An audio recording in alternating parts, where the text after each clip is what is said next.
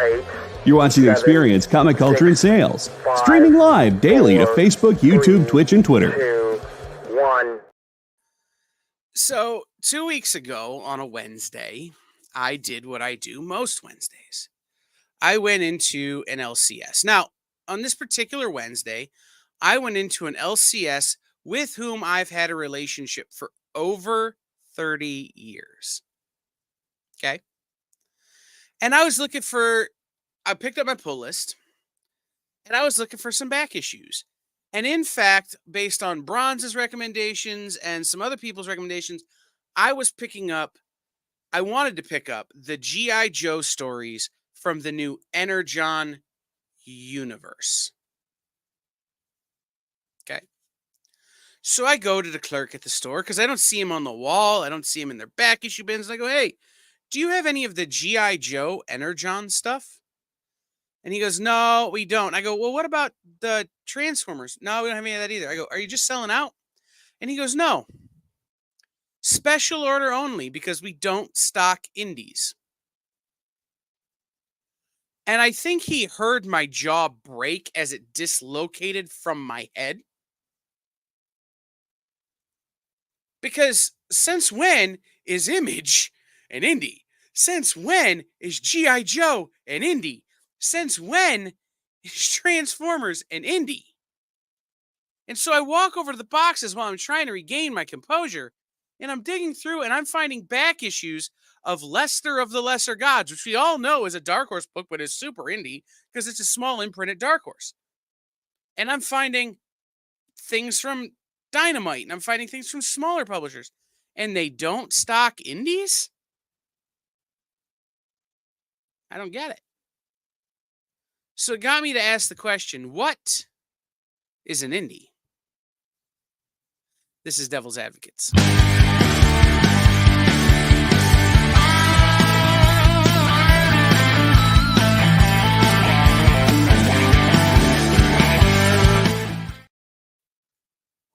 What's up, everybody? I forgot to bring Bronze Age Nerd on the screen because my mom has this wonderful habit of having the worst timing ever. And she decided to text me right as we went live on the air with like an urgent thing. Oh, no. So I'm going to respond to her. Wait to text me right when my show is starting. This is the life of a streamer, folks. It's the kind of stuff that happens. Like I've had my kid like start to wander on like camera right as I'm going live or something like what are we doing? Let's go. What do you need? Right. Bluey, go. Bye. Yeah. I said it's screen time. Usually you like screen time. What's going on? Right. So, all right. Welcome in, everybody. This is the last episode of Devil's Advocates. This is true. At least for now. Yeah. It's the last episode in this time slot, in this form factor as you're seeing it right now. And we'll definitely talk about that a little bit later in the show, too. We want to kind of take a chance to reminisce and discuss how it's gone and what we'd want to accomplish if we do anything in the future. But hey, we're ending on a really great topic. We're going to be talking about something that's really fun. I know indies are a contentious topic in comic books for a lot of people. And I think Kyle Story does a really good job of framing this particular situation because this is what an LCS thinks an indie is. What is an indie? And it's a really interesting question for me too. So I'm really excited to see what people in chat say for this one as well, because I think to a large extent, this is the kind of thing where public opinion almost kind of does decide what it is in some ways, how we want to define it. So I'm curious. Well, and see, I'm already going to run afoul of the internet. Public opinion can be wrong. Mm-hmm. Like, it can this be. is a thing that can be defined. So what I'm looking for is a more broader definition, right? Like, let's define this clearly for ourselves. Because again, I think what an indie comic is and what an indie publisher is something that can be defined, right? But does the definition need to change this many years down the road from the founding of Image? You know, we're 31 years since the first indie really started to kind of take off. The first major indie entered the fray. You know what I mean? Yeah. Well, let So- me frame part of this conversation this way, if you will, because I was telling you earlier today in our private chat that I was looking up the book publishing definition of what an independent publisher was, because I might not have read that chat message. oh, that's okay. I know, folks. For those that don't know, there's a lot of stuff going on across the country. There's a hurricane, bad weather. There's a heat wave in certain parts of the country. You will notice that I am much redder than usual. All kinds of stuff, right? So, absolutely understandable that there's a lot of stuff going on, and we, be safe out there if you're affected. Our producer Jay can't be on the stream because he's without power right now. There's a lot of stuff going on. Everybody, send Jay positive thoughts. Last I heard from him, his phone was at like 8%, and they didn't have power, and the backup generator wasn't on. And I'm like, go to high ground and take a nap. Yeah, exactly. So I really, I hope everybody's okay. And to kind of further along what I was talking about earlier with the example, and I guess Kyle can hear it for the first time. That's great. For when it comes to book publishers, by the way, Preston, I think actually might have some insight into this. I'm curious if you know, Preston, but from what I understand, it's basically a publisher that is not one of the big 5 book publishers that makes less than $50 million a year annually. That is the standard definition of a book indie publisher. And now that is like novels, nonfiction, etc. Right? We're talking normal books, not comic books. I don't think you can apply that definition to comics. Yeah. As I say, so when you're considering everything, Marvel and DC aren't even exactly. But so I was just trying to draw an analog between probably the next closest. I mean, magazines, indie magazines, that's kind of a thing.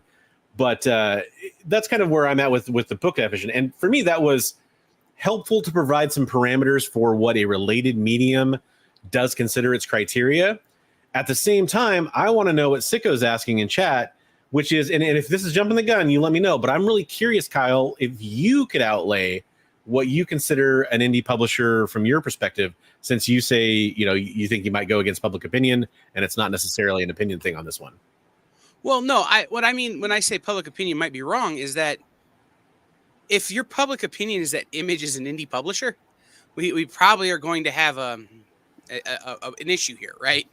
But for me, in comics, an indie publisher is anyone out under 3% market share. And so what that basically means is Marvel, DC, Image, IDW, Dark Horse, Boom, and Dynamite are not indie publishers. The other part of that would be anyone who has the ability to license IP that is major IP that you would see on television. So, because all of these publishers work with franchises that are national, brands that you might see on television, those are the ability to license on that level, because that is an expensive process. Yeah. Means you're not necessarily an indie. And Synchrotron, what Bronze was quoting was the book market. So again, we're talking about Penguin, we're talking about Random House, we're talking about Simon & Schuster. We're talking about I can't remember the other two. Scholastic. Yes, Scholastic is up there. But the people who publish books that you buy at Barnes and Noble. So like Image and Marvel and DC wouldn't even qualify in that regard, because like those companies sell so much beyond what even the biggest comic publishers publish. We're talking about it like they're playing basketball and we are selling like hot dogs outside the stadium, kind of different level here. So to real fast, just according to the top result from Google, which could be wrong, I understand. Penguin Random House, HarperCollins, Simon & Schuster, Hachette Liver? I actually don't know how to pronounce that in this particular context. And Macmillan Publishers, Livre. Oh, okay. Livery or something? I don't know. Livery. Yeah. But those are, you think about if you go into Barnes and Noble, every book that's like for your conservative dad, like that's on that list, man. Like, so yeah, no, for sure. It's this, that definition is great. I think it's a good place to start. Yeah, and so I'll kind of reveal my opinion on this now that we've heard Kyle's. I'll give you my take on this, and I'll preface this by saying this is not something that I'd ever really put conscious effort into deciding before. And I'll tell you, my point of reference is I'm somebody who struggles when it comes to like the music scene. You'd hear about indie music, and I always struggle with that because I wasn't ever sure, and we're not going to talk about every genre of media ever, but it was always hard for me to nail down what was indie music versus what was, like a main record label album that was out there, especially pre-internet, that when I was growing up listening to music, right? So I think I just completely transitioned my understanding of like being a little leery and confused on what indie is over to comic books when I started reading comic books around the same age, really. And to me, it's like I never would call Marvel or DC an indie. And then beyond that, I kind of feel like it depends, especially back then. Now, it's weird for me with Image because I would almost say that the actual creator self-titled, not self-titled, but the creator-owned stuff, self-published stuff, essentially, their own imprint within Image, that almost to me could qualify as indie. But then if Image as a whole doesn't only do that and they have IPs, etc., then it's kind of hard to call Image as a whole, especially like Skybound, for example, now with the Transformers and the G.I. Joe and all that stuff. Kind of hard to call them indie, but it gets, you get in a weird spot with like Dark Horse for sure. I like, for where it's easy for me is all the self-published stuff that you see like on Kickstarter, the vast majority, I should say, not all, stuff like that, things that you see, the really small dudes booths at the con, for example. A lot of those guys are going to be indie. That's really easy. I guess that middle ground is definitely where you get into a gray area. And that's kind of how I've always viewed it for myself personally. And I don't know, like I know there's different opinions too within the community because I've heard people, vehemently defend Image as an indie because most of the titles are creator owned. And so they're like, oh, well, they're literally paving their own way just because they're big. Does that no longer make them indie?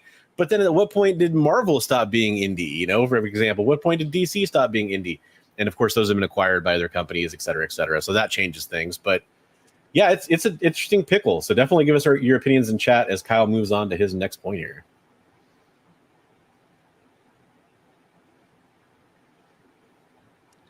Sorry, 7-year-old me was like, Preston's comment is too good. So livra? Yeah, I think so. Livra? Like almost like Libra, but without the B and make it a V, kind of? Yeah, I think. Well,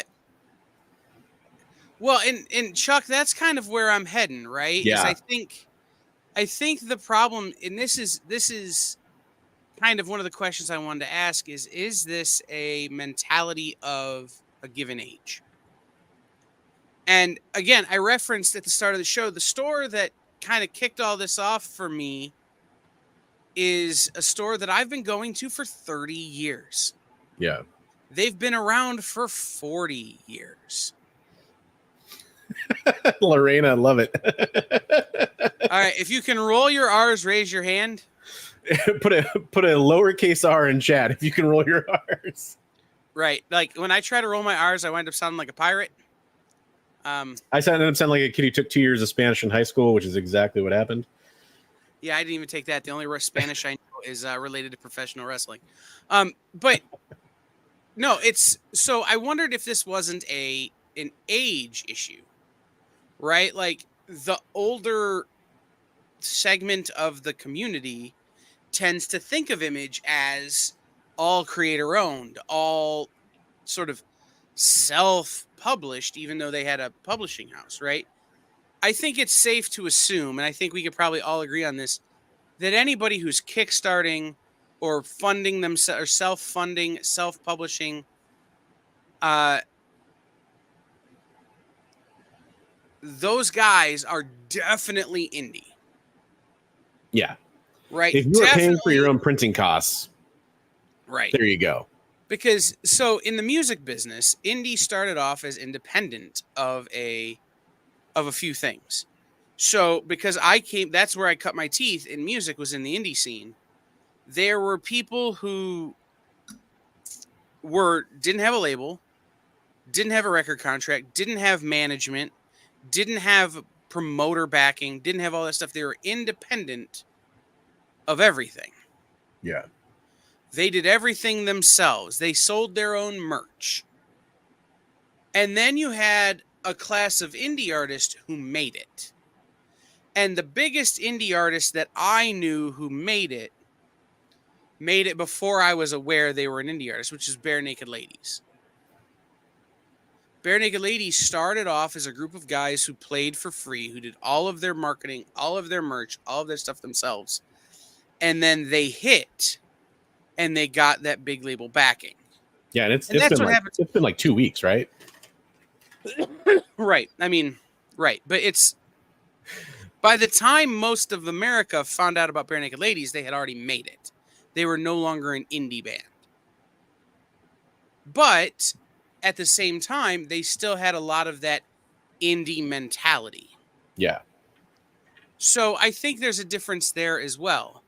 I think that John Stout says he thinks that Image are an indie publisher, though some of their creators are like little corporations unto themselves. See, again, John, and this is kind of where we're going, I don't agree with you. I think Image has some indie aspects, but they're a major corporation at this point that maintains some of its indie roots. And that's kind of what we're trying to suss out here. Is so my definition of indie is basically anybody smaller than Dynamite. And so let me ask this question. Sicko, that is technically incorrect. Bare Naked Ladies had another guy named Stephen Page, who's a dear friend, who left when they started having kids and he didn't want to stop doing cocaine. That was their extra member who's no longer a part of the band, but who did make it as a composer. Very dear friend, very good dude. Well, when he's not on the drugs is. So I guess here's the question I want to ask, kind of going through this. Is it possible for a major publisher, again, Image, Marvel, because Marvel had it with Max. I just thought about this. Max was basically an indie imprint at Marvel. Is it possible for a major publisher, Image, Dark Horse, Boom, IDW, Dynamite, especially at the bottom end of that rung, right? Marvel and DC are so much higher, and then there's everybody else, to still be indie without having to have the problems of an indie, of needing to crowdfund, of needing to kickstart, of needing to do all of it themselves because they have bigger partners. Okay, so let me dive into that example then. You kind of latched on that when you said that. What specifically in your mind made the Max imprint indie versus just being like a subline of Marvel Comics? Because Jimmy Palmiotti and the crew who were doing it didn't have to answer to Stan. Yeah, that's true. Didn't have to answer to Axel. You know, they were able to kind of just play on their own. And I want to say, maybe I'm misremembering this, but I want to say Jimmy at least at one point mentioned that he had a different contract structure for all of that than regular hard mainline Marvel creators did. Well, and that's another question is, and I really want to hear from chat, because this is something that I maybe am more aware of than chat is. Is this a business model question?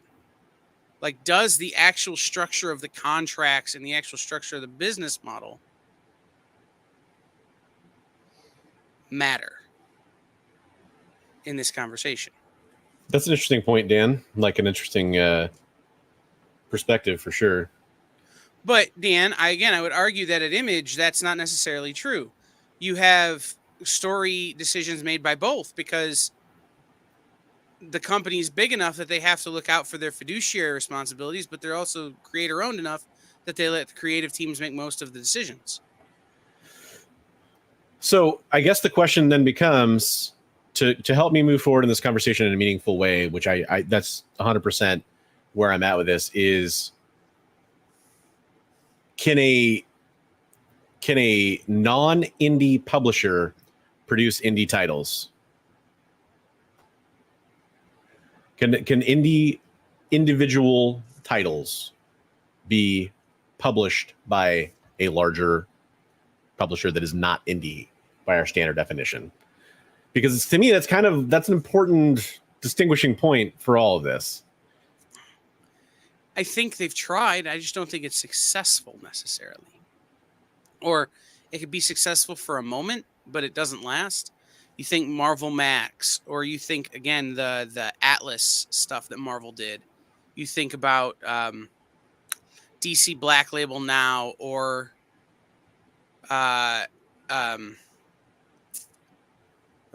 Vertigo. Yeah. Definitely had indie roots, definitely had indie elements.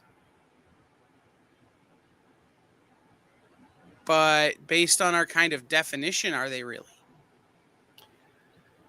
That's where it gets tough for me is situations like that, because I think it's something that can change in a lot of ways, because Dan brings up a good point too, that Image is a more of a loose co-op, and that is a good point. I think it kind of muddies the waters specifically when it comes to Image, but to play with Image for a second, when Walking Dead first started coming out, was it an indie and then it ended up not being an indie by the end of the run? Yeah, there you go. The answer for Walking Dead is yes. Yeah, that's how I feel about it. I bought the first couple of issues of Walking Dead off Robert Kirkman's and Tony Moore's con tables. Yeah. Like, it was definitely an indie, and then it became very not. And again, I think the reason we keep going back to Image is because Image is the biggest example of what muddies the waters.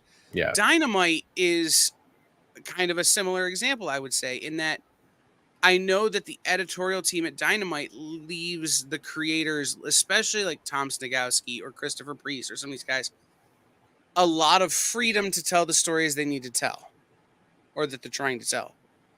But because they're licensed IPs, those editors, those accountants, those lawyers still have to respect the licensor and the responsibilities they have to them. You can't license a property and then write garbage that won't sell and then not tell the licensor, oh, we don't have anything to pay you. You have to be responsible for me. Yeah, I think Dynamite to me is an example, and I don't know the raw numbers off the top of my head, and you may, somebody else may. I think that's one of those cases where it almost gets to like a market share question, because it's like old school Marvel, old school DC before they were absorbed by larger companies. At some point, they stopped being indie just because they were so prominent and large in the industry. And is the easiest way to define it. And I think Dynamite is, Image, of course, we discussed how it could be kind of complicated and interesting. Dynamite is one of those ones where it's like, yes, they're licensing out. They're receiving licenses for IPs so that they can create content for the rights holders. And they're also doing stuff that is their own owned titles, which, that kind of puts it in kind of the either or camp, but they're also large enough at this point that it makes me wonder if you could even consider them indie, or if they're kind of, the fourth in the big four, if you consider Image non-indie. I don't know. That's a tough one. See, I like Preston up here. Market share and titles published are useful measures, but not the final ones. Intangibles like legacy and cultural influences should count too. Archie may not have the sales, but they're not indie. That's a valid point. Yeah, 100%.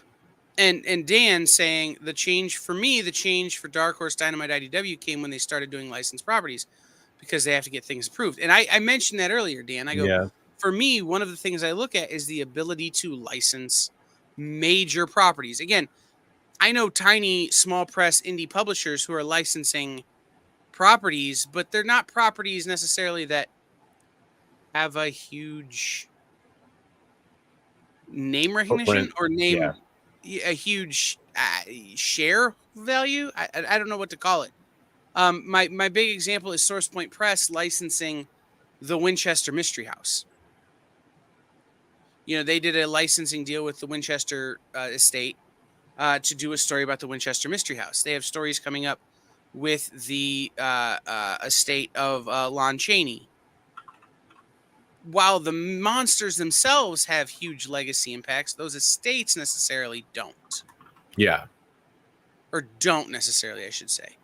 So,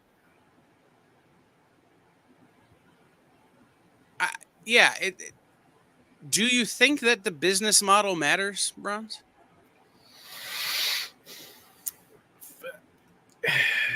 To me, it is one of these things where I have to come back to it being a somewhat nebulous definition, or at least a definition that requires, you know, a matrix of criteria. So if that's the case, then I think things like, I've always felt when it comes to the term indie, part of the reason I've struggled with it is because of what Preston mentioned about legacy and cultural influence, for example. That's an element to it that I've struggled with understanding, because there's these things that have been around for decades, like Archie. And it's like, you know, do you count that as indie or not because of these different criteria? And then it comes to business model. And I think of things like, the easiest example for me to think of there is Kickstarter. And it's like, it almost ends up being like this logical equation, because not all comics on Kickstarter are indie. You know, for example, I think that's a pretty easy thing to kind of nail down, because obviously you have larger publishers that do, you know, you have Skybound doing the G.I. Joe compendiums on there right now, or they just wrapped up actually, but still things like that. Right.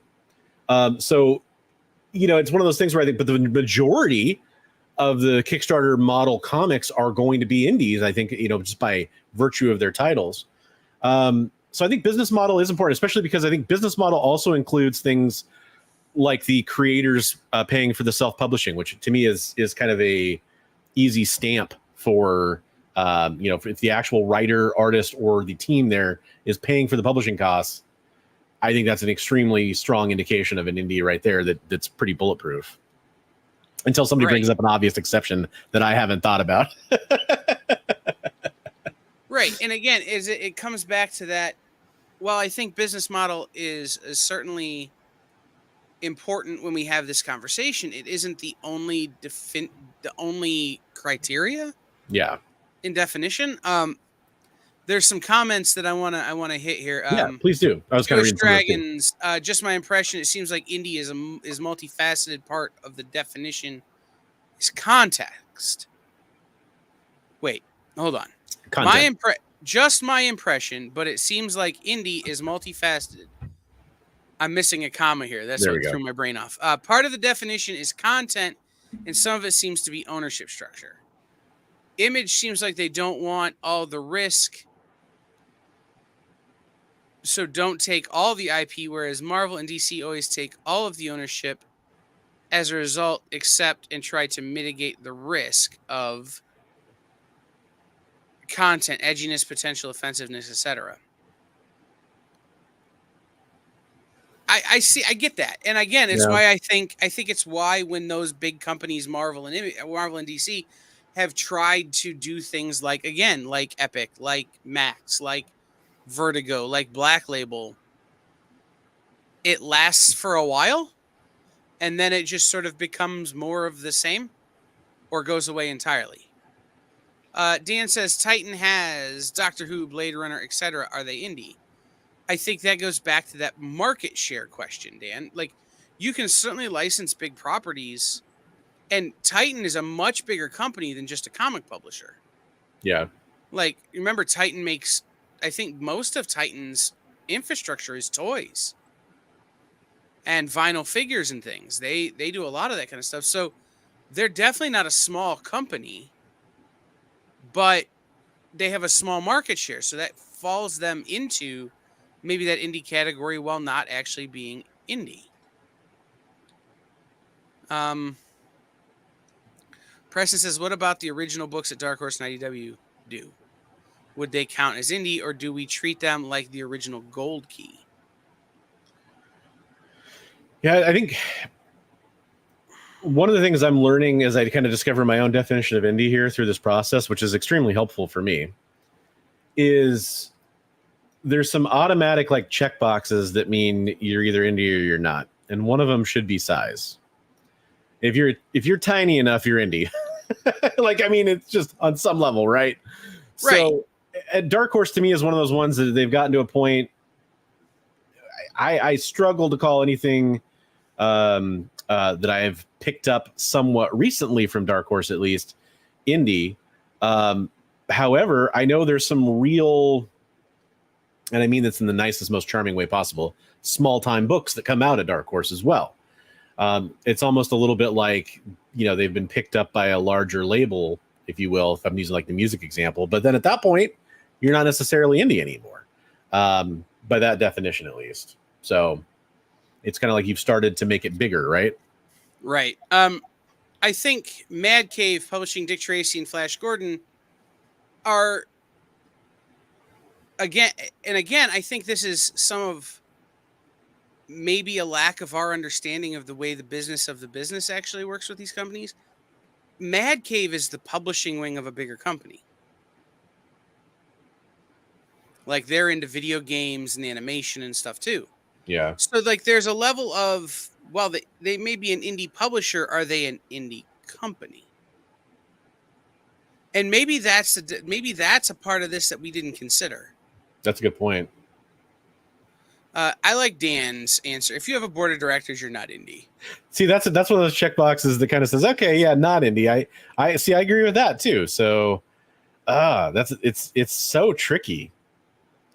I love how you're. I love how all this spawned too from Kyle. I think this is the origination of this. Beyond what you told about your LCS story, he made a comment on social media, and the battle lines were drawn in the comment section, so you could tell there's a lot of strong opinions on this, and how differing opinions are going to, in my mind, help partially decide how it should be structured. I understand Kyle's point, but for me, the public opinion does matter to a certain extent, because to a certain extent, that's how we define terms and words in our society. So if enough people believe it, it kind of becomes true, even if it shouldn't be. But yeah. Right. And I think one of the big answers is, if I can buy stock in your parent company, you are not indie. Right. And that's where it's become super easy for me to say, like, Marvel and DC definitely aren't indie. Like, that's just right. Right. If your parent company is publicly traded, not indie. Mm-hmm. I think Coffin Comics have a real interesting business plan. I think Coffin Comics is a real interesting example of how to be indie but play big. Yeah. Like, Coffin Comics is definitely an independent publisher, but they have the following, they have the financial backing, they sell enough books to be able to play on that big level where they can actually make reasonable bids for IP and things that others might not. And like, here's like the interesting part to me that's helpful to think about is, on a long enough timeline, if Coffin keeps being as successful as they've been, at some point, theoretically, they're not going to be indie anymore, because they've grown so large that, and I'm just saying, like, if they continue on the current trajectory they've been on, et cetera, that's obviously not a given that would happen. But I could easily see that taking place, to where they would no longer be indie at some point, because they're growing their family of titles. For a long time, it was just Lady Death. Now they have other ones. I could see it getting to a point where it's like, you got enough titles, enough market share, you're in enough comic shops, IP potentially. That's kind of a weird one with Coffin, but yeah, it's absolutely gotten to this point. They're doing video games now, so they're branching out, obviously, and you can still do video games and be indie, but it's just one of those signs that you're getting much larger. Right. So for anybody who's joining us since the cold open, this story originated when I went into an LCS that I've been going to for 30 years and tried to pick up back issues of the G.I. Joe Energon stuff. And they didn't have any, not because they sold out, but because they're carrying it special order only because they don't stock indies. Now, I caveated that by saying I was able to walk over to a back issue bin and buy Lester of the Lesser Gods from Dark Horse, which is certainly more indie than G.I. Joe. But it got me thinking about what is an indie. And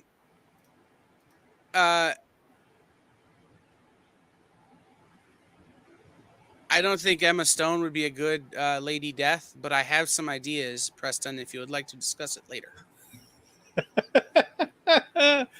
Oh man, that's funny. What's the difference between self and indie? Interesting. Okay. So I think the difference between self-publishing and being an indie is just simply a self-publisher is you are literally writing, editing, drawing. You know, your creative team is doing everything, including the marketing and the fulfillment and the funding. Whereas being an indie publisher is having a group or multiple products that you offer where you may have to do some of that stuff, but not all of it. A great example, again, for me is Scout Comics. Scout is an indie publisher. While the people who make the books are certainly independent teams, Scout has enough different things that they publish that they do the fulfillment, they help run the Kickstarter, they do all that sort of stuff so that the creators can create. So I think that's just between self-publishing and being an indie. Yeah, it's one of those things where it's like a Venn diagram thing. Like if you're a self-publisher, you're, at least in every example I can think of off the top of my head, you're indie, but you could be indie and not just be a self-published set of books. Right. I think this is like every square is every rectangle is a square, but not every square is a rectangle. Yeah, that's what I was thinking of. And that's kind of where I'm at. Is there's like a real strong set of criteria that make up indie or not, in my mind now, stronger set of criteria. And it's almost like I'd have to do like a flow chart, I think, to kind of work it all out. But I think we're getting there to a certain extent, at least in my head. Unless you're Jim Lee. That's Preston. And that's an interesting thing. Are there creators that are too big to be indie? Yeah, right? That's a good point. That's an interesting concept, Preston. Oh, man. Okay. I'm gonna ruminate on this Preston question while we go through these comments. Dan, there are a large number of shops that don't order anything Marvel and DC, while others only order from Diamond Premier Publishers. Yeah, I think that's probably changed a little bit since the pandemic, where Diamond is like this third distributor. But you're right. There are stores that don't order anything that isn't Marvel and DC, which is kind of what I was dealing with. But if I went into a store and they're like, we only carry Marvel and DC, that's a different thing than trying to tell me that an Image book based on a Marvel IP is indie. So, it's a very different answer. Yeah. Okay. I'd say McFarlane is too big to be indie. Jim Lee is too big to be indie. Joe Quesada is too big to be. All the founders of Image. Yeah, if you're a founder, Eric Larson could be indie. Eric Larson is kind of one of those interesting examples to me when it comes to where he's going with Savage Dragon, and I would say Hawkins and Valentino as well. Yeah, could be indie, and that's kind of the last question I have. But I wanted to. I kind of love this idea of, is there a creator that's too big to be indie? It's fun.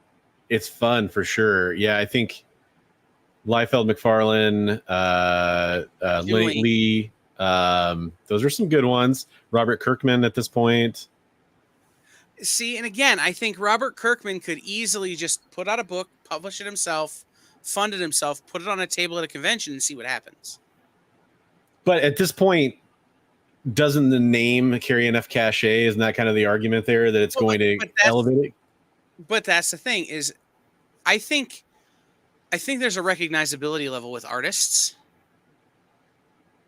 McFarlane, Jim Lee, Joe Quesada, some of these guys that you're going to recognize that art as being those guys. Rob Liefeld. Robert Kirkman could publish under the name Kyle Northrup and nobody would know it's Robert Kirkman. You know what I mean? Like Stephen King did it. True. Like, I think it's possible to go back, but I don't think it's possible to go back once you reach a certain level of fame, which is an interesting thing. Yeah. Yeah, I guess you're saying about artists too, but oh man, it is fascinating. Yeah. So, okay, we need to move here a little bit. So, the last question I want to ask is, do we think that this is largely a question of age or background? Yeah. Do you think it's harder for younger, and I'm considering Bronze and I, who are old men now, younger folks in this industry? Do we think it's harder for us to define than it is for older folks who can remember when there were less fish in the sea? It's a good question, because I think there's definitely some perspective that gets put on it, like what Preston's point earlier about the culture and the legacy. I think that's kind of the element where it's going to tie into how you view indie, and you know, you could go beyond comics for that too. That's going to be with music, with movies to a certain extent, that kind of stuff as well, because you really are looking at it from a different perspective because you've seen different history on it.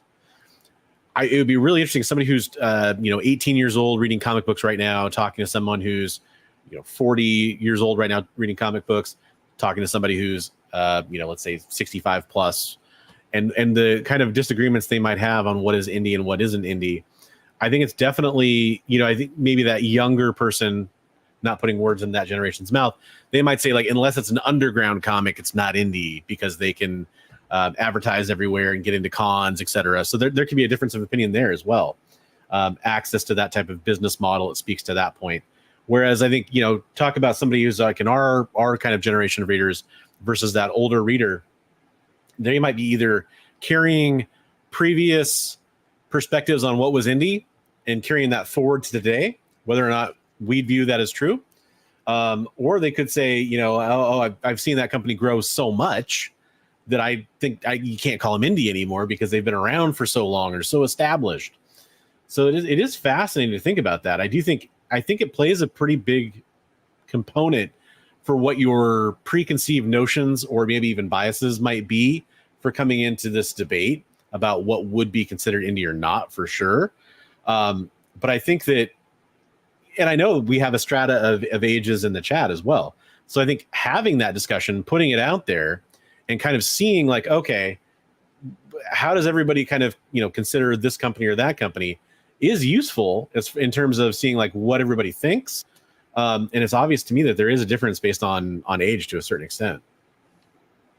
Yeah, I think there's a level of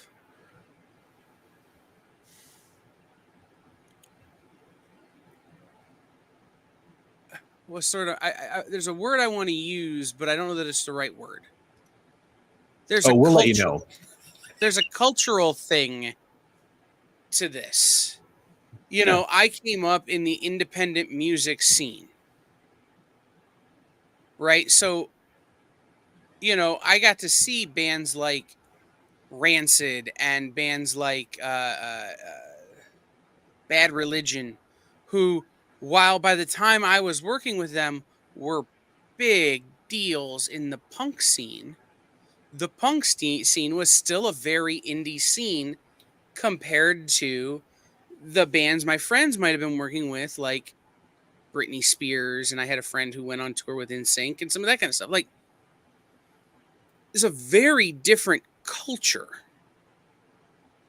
in punk versus pop. And it's the same thing, I think, in comics. There's a very different culture when you're working with superheroes versus not. Yeah, that's a factor. Like, we didn't talk about, like, we kind of mentioned content, but I think it's a different culture of, if you're working at one of the top, again, a publisher that has a bigger than 2% market share, it's a different culture working there than it is if you're working at somebody who has a 0.02% market share. Well, and just to go along with the example you just gave about music, I think one of the factors that would be involved in that is promotion, marketing. Large enough companies that are decidedly not indie have the budget to do those sorts of things on a much grander scale. When it comes to the concert scene, they're going to be providing things like better tour accommodations, better venues, theoretically. So yeah, that's absolutely, I think part of it is the support structure that's in place within those larger entities. Do they sell your tickets through Ticketmaster or someone else? Yeah. Was always a way we measured in the indie scene, right? John, by the time I was working with them, they were all signed to Epitaph. I was working for Epitaph. But it was still an indie scene because Epitaph was a small part of a big label, and it was the punk label, and it was, it was all this stuff, right? They weren't necessarily independent artists because they were signed, but culturally they still were. Yeah. Like Henry Rollins is a big name, but he still has that indie culture. So, I think we could probably talk about this for like another 3, 4, 5 hours. Definitely. There's a lot to go around. But, yeah, it's, Sicko trying to buy tickets to your local bong shop, it's underground. Well, but by the time I was playing with him, things like brown paper tickets existed. Purple Pass. Yeah, John, I probably shopped at the store, man. But it's one of those things that,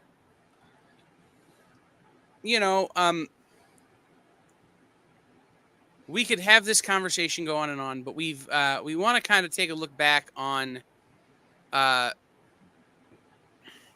what we were doing with this show. So I want to take a real quick break, just like a 30-second break here. I'm going to play a quick little commercial break.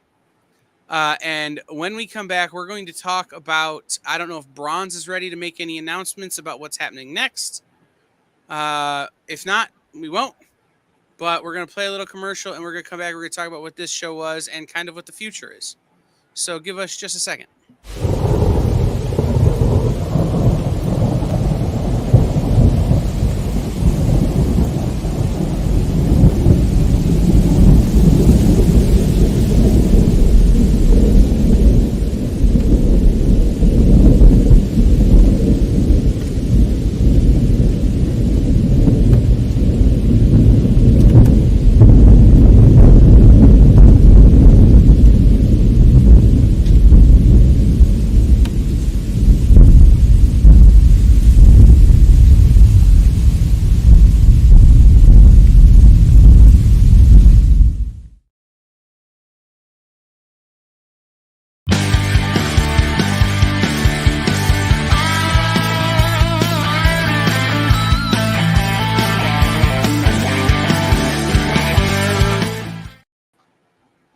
All right, welcome back in, everybody. This is The Last Devil's Advocates.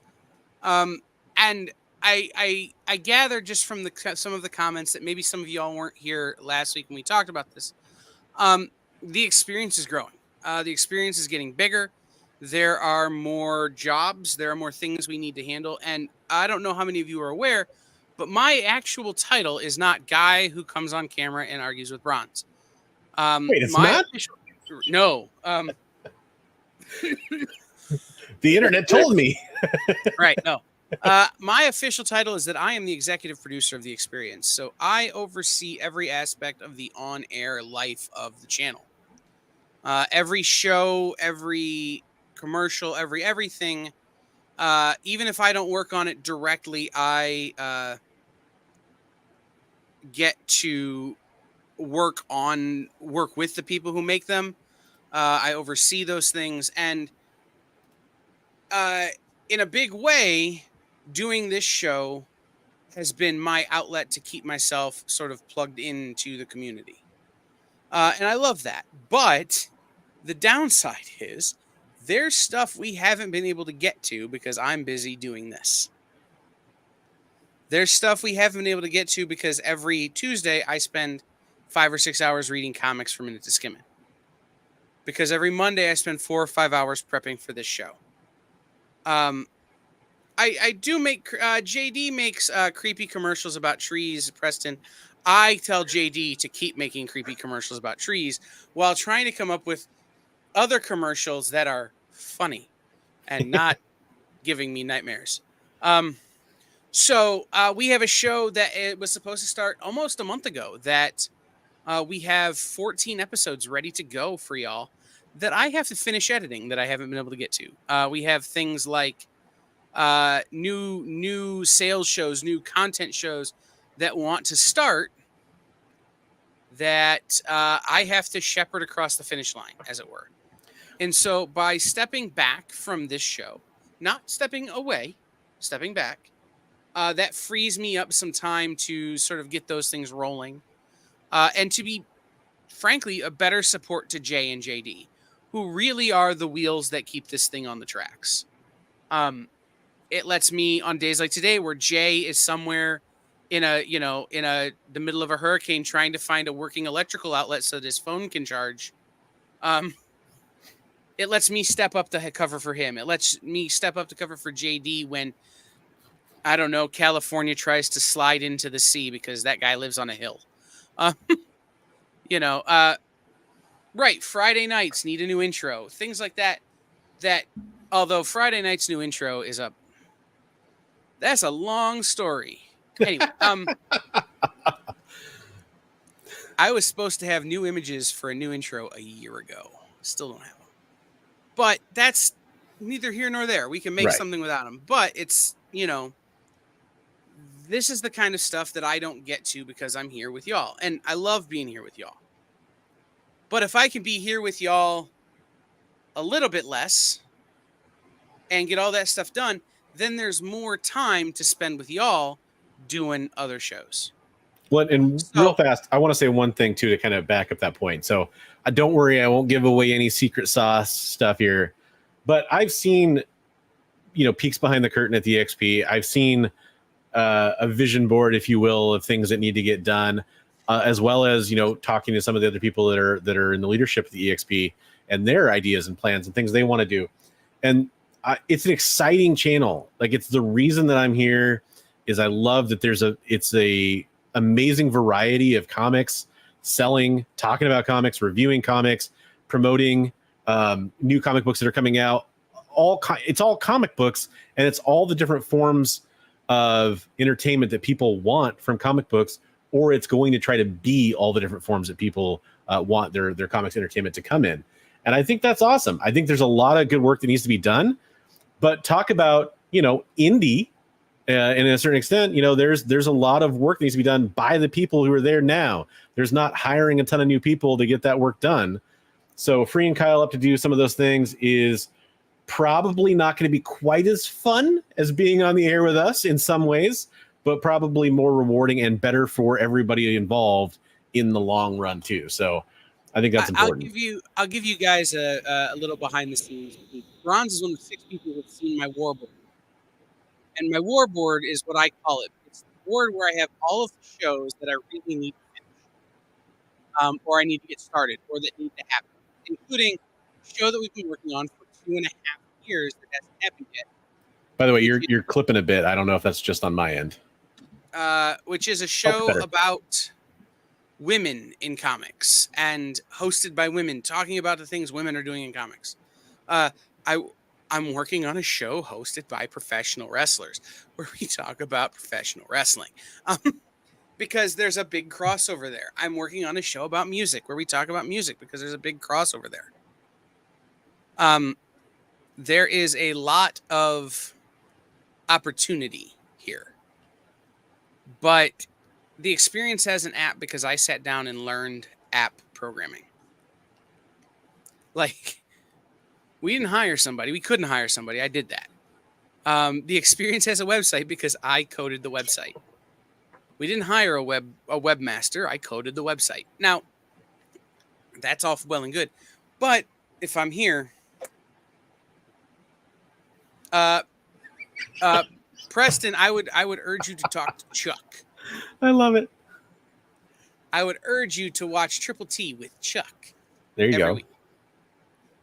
But in the meantime, it gives us an opportunity. Me stepping back gives an opportunity for Bronze to sort of take this time slot that I had before Bronze was here and turn it into something that Bronze wants to turn it into. That something that he sees as a need in the community. And so I don't know how much he's ready to talk about or what he's, prepared to talk about, but it gives us an opportunity to pivot, not change, pivot. Yeah. And not get stuck in a stairwell for you Friends fans. About, pivot, and keep being here, but not like this. Yeah. So Kyle teased it, and I know a lot of people are wondering, and Psychotron's right. It's going to be all about the booties. We're just going to do it. No, we're not going to just do a booty show. I can maybe license on my channel. Booty everywhere. I know the right person to call. Oh, yeah? Yeah. Well, I've got a reputation. So it's one of those things where I'll peel back the curtain a little bit further, and I'm going to be super honest and raw with everybody. And I mentioned this on last week's show for part of this. Kyle and I have had these long conversations about what the show should be and what it should be going forward and all these different things.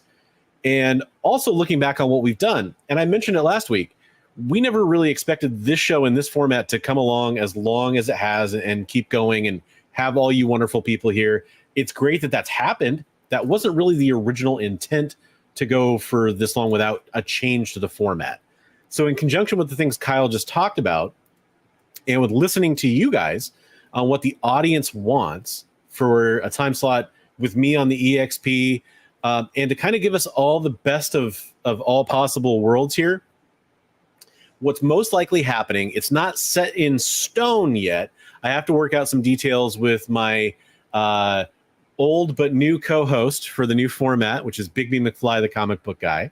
I want to make sure we're on point. He's currently working on upgrading a bunch of stuff at his house, trying to get some better internet connection, things that are going to be better for shows that he and I do together in the future. And he was so busy this weekend. I was shopping for a car all weekend, hours away from home. So we didn't really get to nail down the final details here. But I'm pretty sure what's going to end up happening is you're going to have a show very similar, if not the exact same format as to what Best Coast Comics has been in this time slot on a weekly basis with me and Bigby. And the best part about that is on weeks that Kyle is available and we're discussing topics that we know would be good for him, we can bring Kyle in.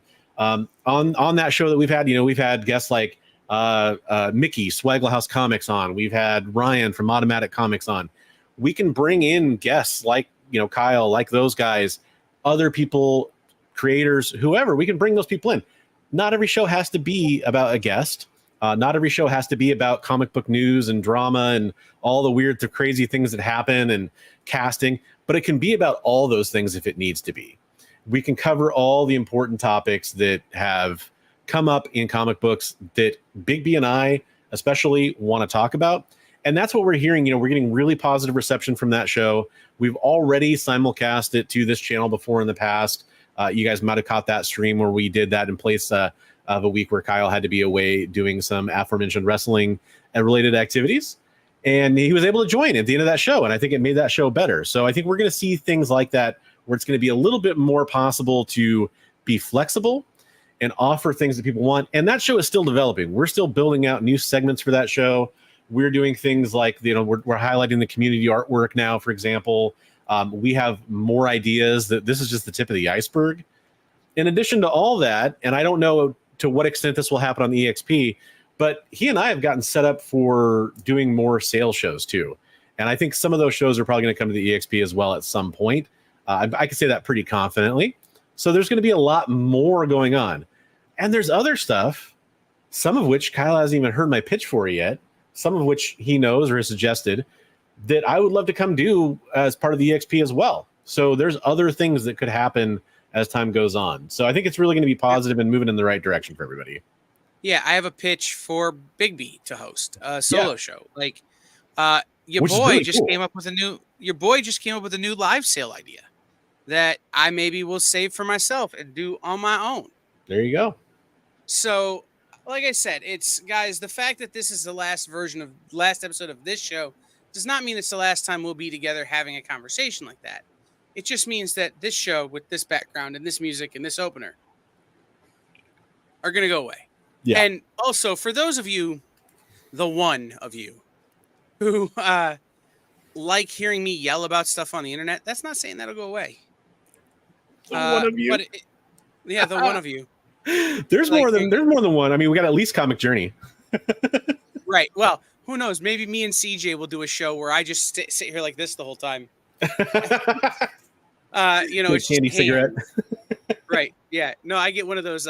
It's a boy cigars. He's got a cigarette, and I got a bubble cigar.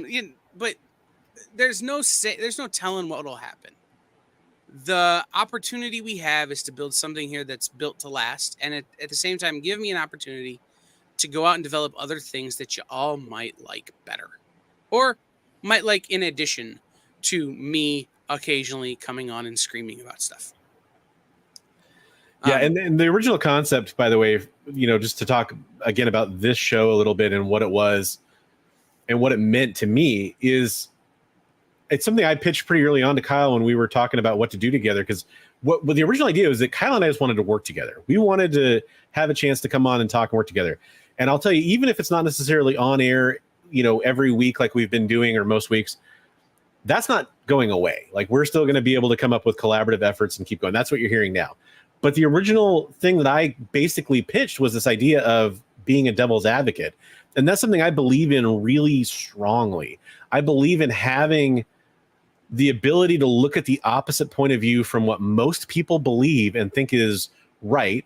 What is an indie? What isn't an indie? Are comic book shops failing? Are they not failing? How many titles is too many for a character to appear in? What's the first appearance and does it matter? Should you get your book graded? Doesn't matter. All these amazing topics that we've talked about. And a lot of you get riled up about one of our opinions. The whole point of the show was to offer an opposite opinion of what you normally hear. And that's the best way, in my opinion, and I believe this my entire life, to really cement your own ideas or to change your mind, is to really attack a topic by learning more about it and learning what the opposite side believes. Even if you already have a strong belief on something, hearing the opposite opinions, being able to immerse yourselves in that, that's actually really contradictory to what most people do today, where a lot of people live in bubbles of, social media bubbles or thought bubbles of their own particular beliefs. Expanding those horizons, especially when it comes to something like a hobby like comic books, right? Expanding those horizons, I think, is good for people. And that is an idea that I will happily bring Kyle back on that new format to talk about. It's something that, Big B and I, we might have a segment called, Devil's Advocates, where we discuss contentious new topics that are in the community and try to look at it from both sides, or as many sides are related to that situation. That's an important thing to who I am. And I've loved doing that on this show with Kyle.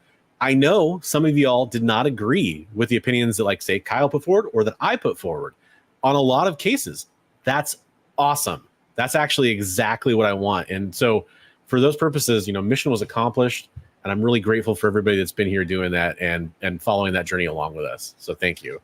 Well, and I mean, how many weeks was it? Okay, we basically agree.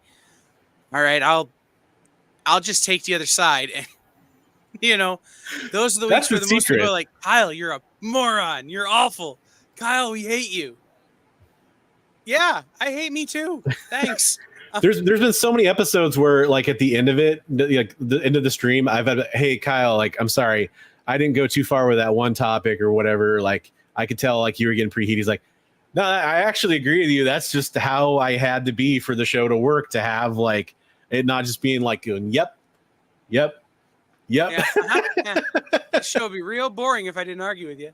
But no, like I said, guys, all the end of this show, and it's funny, a lot of shows go away on YouTube channels and on YouTube in general without ever really getting an explanation, without ever really getting to kind of say why you're making the change. And for us, like I said, this is an opportunity to keep this thing that we've been doing fresh by moving it into a new format, to give Bronze and Bigby another place to grow their brands and to grow the Best Coast Comics brand. And at the same time, gives me an opportunity to go out there and find another show where we could talk about what's happening with movie releases, or what's happening with my friend won the NXT World Championship last night, where we could talk about wrestling, or we could talk about music, or we could talk about, come football season, we're going to have a fantasy football show on this channel, whether it kills me or not. Huck it, chuck it, football. Well, I think it'd be me and Tom Hutchison talking about fantasy football, because we play fantasy football together. And the nerdiest you might have form another of sports, guest come on that show that knows about fantasy football. Right. That's exactly it. The nerdiest form of sports, where it's all about statistics and not actually about getting sweaty. You know, there's so many more opportunities that we can avail ourselves to now. And we're doing this because we think the community deserves for us to do that. Can you draft the Juggernaut? Yes. His name is, he just signed with a new team, so wait and see. But if you draft Derrick Henry, you basically have drafted Juggernaut. I like that one. Am I wrong?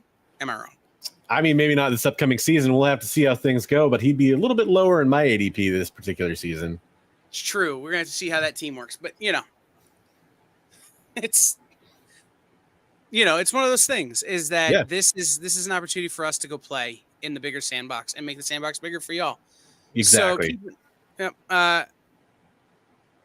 Triple B, this year we're gonna have to get you in the crazy league with me and Dan and Tom Hutchison and Jesse James and a bunch of comic people. Nice. It's crazy, it's awful, and it's my favorite fantasy league.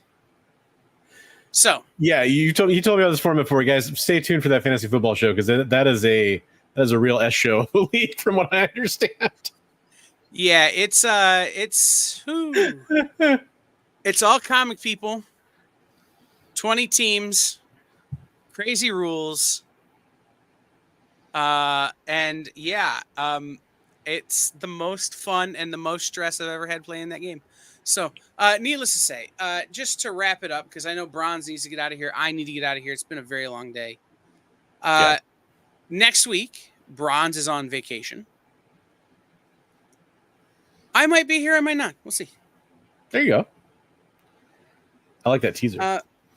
We'll see. If there's something that I'm riled up about, maybe I will. Amani, it's because the air conditioning's off at the office. The air conditioning kicked off about a half hour ago. I'm dying.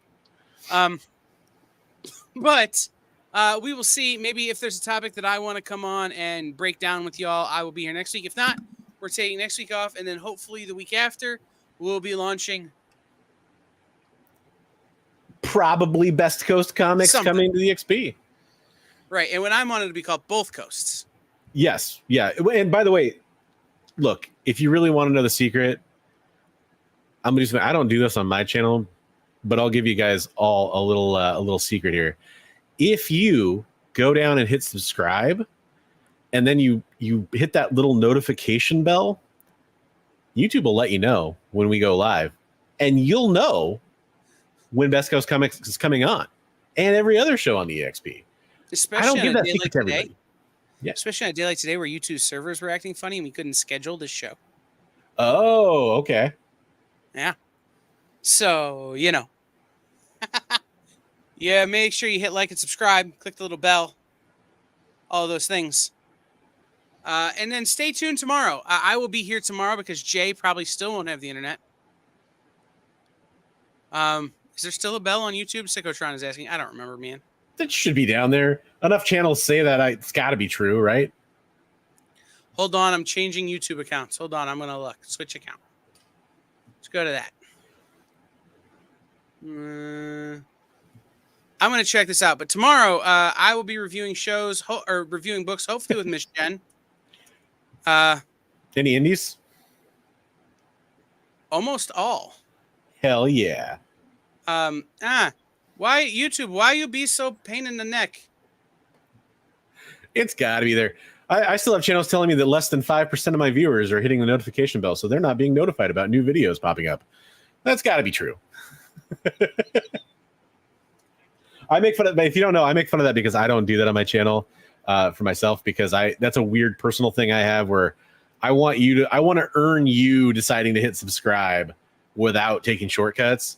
But I also know that if you're a professional YouTube channel, you should probably do that.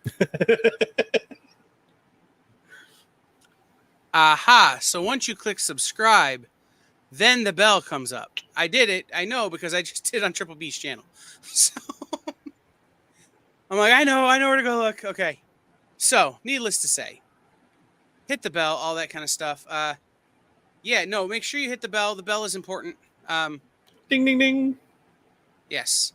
And then we will see you all tomorrow for the review show. Hopefully Miss Jen will be able to be with me if she gets out of the hurricane. If not, maybe it'll be a real short show where I read 6 books and tell you guys they're all okay. And positive vibes for our buddy Mint Hunter. He is off tomorrow having all of his wisdom removed from his mouth, his wisdom teeth. So he will be out tomorrow. But then Honest Henry from Chicago will be back tomorrow night at 10 o'clock Eastern, 9 p.m. Chicago time with a sales show. So we will see everybody later on. And in 2 weeks, be back here at 10:30 Eastern for whatever the new thing is. You think you're going to like it. And the last thing I want to say is for Kyle, for myself, really appreciate everybody that's been here, everybody that's been watching.